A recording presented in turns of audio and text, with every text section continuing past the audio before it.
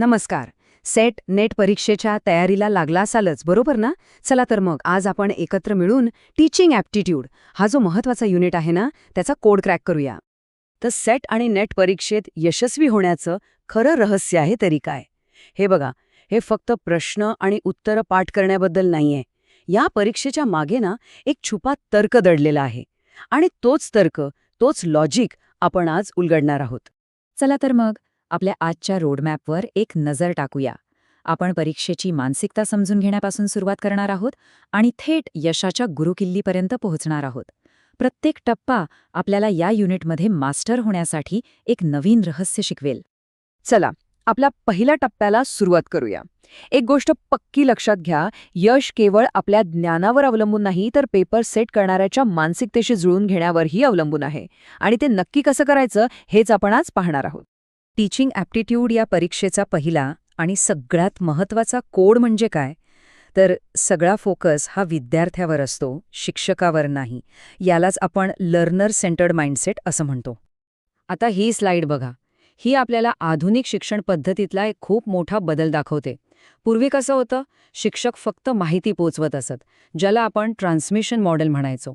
पण आता तसं नाहीये. आता शिक्षक ही फॅसिलिटेटर आहेत, म्हणजे ते शिकण्याच्या प्रक्रियेत मदत करतात.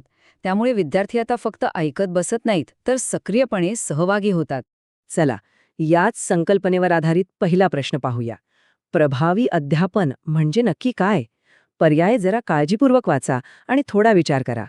आत्ताच आपण जी विद्यार्थी केंद्रित संकल्पना पाहिली ती आठवून बघा. आणि अगदी बरोबर उत्तर आहे पर्याय सी, फॅसिलिटेशन ऑफ लर्निंग. म्हणजेच काय? तर अध्ययनास मदत करणे. हीच खरी गुरुकिल्ली आहे. एक गोष्ट लक्षात ठेवा, SAT नेट परीक्षा आहे ना, ती नेहमीच विद्यार्थी केंद्रित म्हणजे लर्नर्स सेंटर्ड संकल्पनांना जास्त महत्त्व देते. माहिती देणं किंवा अभ्यासक्रम पूर्ण करणं ह्या सगळ्या शिक्षक केंद्रित म्हणजे जुन्या पद्धती झाल्या. त्यामुळे ते पर्याय तर आपोआपच बाद होतात. चला, आता तोच नियम वापरून हा पुढचा प्रश्न सोडूया. डेमोक्रॅटिक क्लासरूम म्हणजे लोकशाही वर्गाचं वातावरण कसं असतं? पर्यायांवर एकदा नजर टाका आणि विचार करा बघू. याचं उत्तर आहे बी, फ्री इंटरॅक्शन म्हणजेच मुक्त संवाद. एक गोष्ट लक्षात घ्या, लोकशाही म्हणजे शिस्तीचा अभाव अजिबात नाही, तर लोकशाही म्हणजे विद्यार्थ्यांचा सक्रिय सहभाग आणि त्यांच्या विचारांची देवाणघेवाण. हे परत आपल्या त्याच विद्यार्थी केंद्रित विचारसरणीला दुजोरा देतं. खूपच सोपं आहे नाही? आता आपली पुढची युक्ती आहे सकारात्मक पर्याय निवडणे. म्हणजे बघा, परीक्षेची भाषाच आपल्याला योग्य उत्तरापर्यंत पोहोचायला कशी मदत करते ते पाहूया. हा नकारात्मक प्रश्न बघा. इथे विचारलंय की खालीलपैकी कोणतं वैशिष्ट्य विद्यार्थी केंद्रित शिक्षणाचं नाही. या तुम्हाला वेगळा, गटात न बसणारा पर्याय कोणता दिसतोय?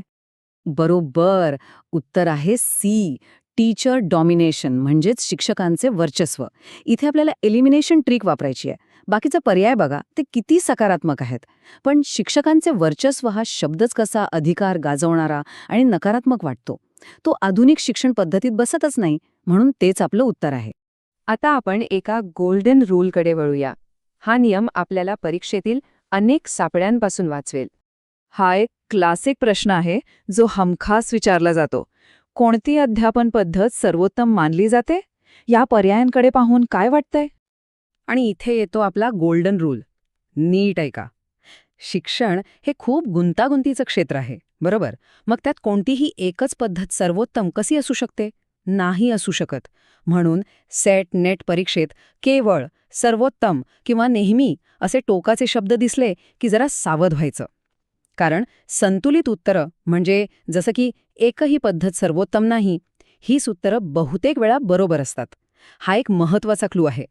आता पुढचा महत्त्वाचा मुद्दा. ही परीक्षा पाठांतराला महत्त्व देत नाही. ती चिकित्सक विचार, समस्या निराकरण आणि विश्लेषण यांसारख्या उच्चस्तरीय कौशल्यांना जास्त महत्त्व देते. हा प्रश्न बघा. खालीलपैकी कोणती गोष्ट चिकित्सक विचारांना म्हणजे क्रिटिकल थिंकिंगला चालना देते? पर्याय अगदी स्पष्ट आहेत, फक्त योग्य विचार कौशल्य ओळखा. आणि ह्याचं उत्तर आहे सी, प्रॉब्लेम सॉल्व्हिंग म्हणजेच समस्या निराकरण. हे अगदी तार्किक आहे नाही का? ही परीक्षा नेहमीच पाठांतर किंवा निष्क्रियपणे ऐकण्यापेक्षा समस्या निराकरण सारख्या सक्रिय आणि उच्चस्तरीय कौशल्यांनाच प्राधान्य देईल. आता हेच तत्त्व आपण आणखी एका महत्त्वाच्या प्रश्नातून समजून घेऊया. सतत आणि सर्वंकष मूल्यमापन म्हणजेच CCE हे नक्की कशावर लक्ष केंद्रित करते? हे पर्याय बघा. याचं उत्तर आहे सी, होलिस्टिक डेव्हलपमेंट, म्हणजेच सर्वांगीण विकास. प्रश्नातला तो सर्वंकष शब्द आहे ना, तोच आपल्याला उत्तरापर्यंत पोहोचवतो. CCEचा उद्देश विद्यार्थ्यांची रँकिंग करणे नाही, तर त्यांचा सर्वांगीण विकास साधणे हे त्यामागचं उच्चस्तरीय उद्दिष्ट आहे. चला तर आतापर्यंत आपण ज्या काही युक्त्या पाहिल्या त्या सगळ्यांना एकत्र केलं की एक मास्टर की तयार होते. ही किल्ली आपल्याला या संपूर्ण युनिटमध्ये मदत करेल. ही आहे आपली रिव्हिजन कॅप्सूल. नेहमी विद्यार्थी केंद्रित दृष्टिकोन ठेवा.